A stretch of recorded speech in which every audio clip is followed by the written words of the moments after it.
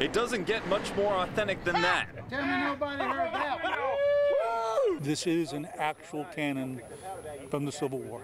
Steve Riggs and his group Bachman's Battery are providing the boom early Tuesday morning to kick off 4 years of Civil War commemorations. Today they test-fired shots on the 10-inch mortar. Fire! According to Riggs, the antique works the same as it did 150 years ago. Very simple.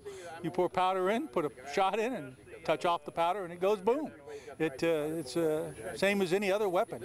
You know, just a musket, doesn't matter how old it is, as long as it's kept up, can fire forever. The mortar fire is just one of many special events at Fort Johnson on Tuesday, featuring people in Civil War era clothing.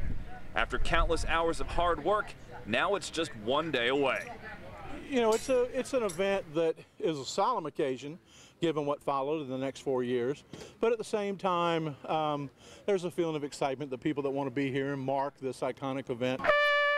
While excitement abounds to take part in the festivities Tuesday and beyond, this is, by participants' own words, a commemoration and not a celebration. I think it'll be a nice commemoration of a moment in time that started a sequence of events that helped define America.